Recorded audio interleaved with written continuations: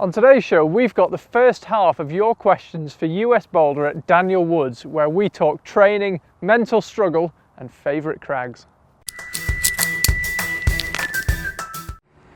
My name is Daniel Woods, and I am answering your questions.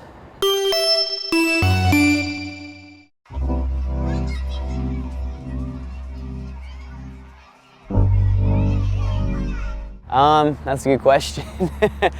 I think it's definitely hard to balance outdoor shape and indoor shape. If I'm getting ready to prepare for a competition, then I definitely have to spend more time inside doing a regimented training program.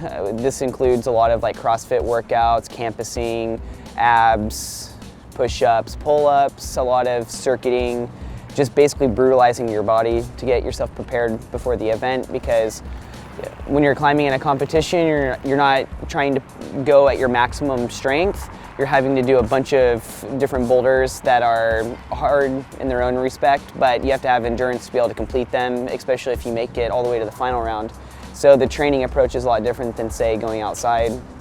When I go outside, I like to, or if I have a project outside, it's key for me to practice a lot on rock, adapt to rock, build skin for it, and just feel comfortable being high above the ground and stuff like that. So I definitely have a different approach for both.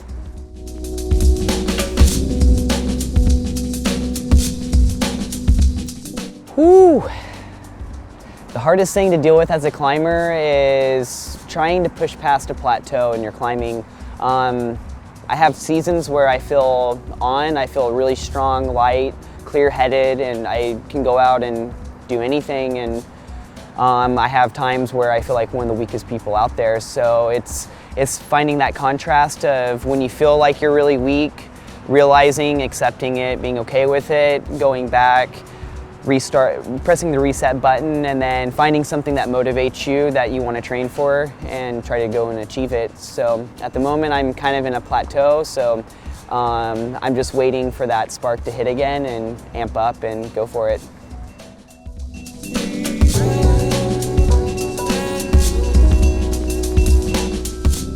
Oh, of course. I mean, for me, grades are just kind of like, they're just kind of like a milestone to gauge your progression in climbing, but I would much rather climb a V5 with perfect stone, with nice moves, maybe a little heady to get your adrenaline going, than like kind of a dirt burglar V11 or V12.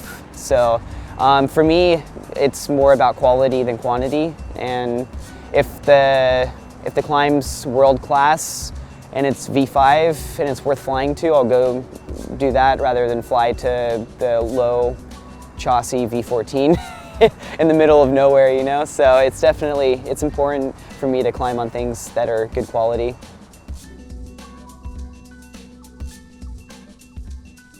At the moment, oh man, I'd say my favorite overall place with the full package is South Africa. I love the Rocklands.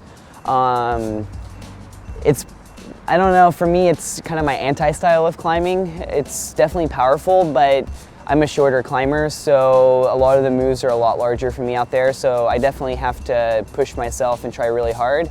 And I mean, I love Colorado. That's my home, and I feel the most at home climbing there, and I've just spent so many years adapting to that style of granite, so a lot of my hardest things are in Colorado, just because I just know it so well. So I'd say, yeah, second favorite place is Colorado to climb.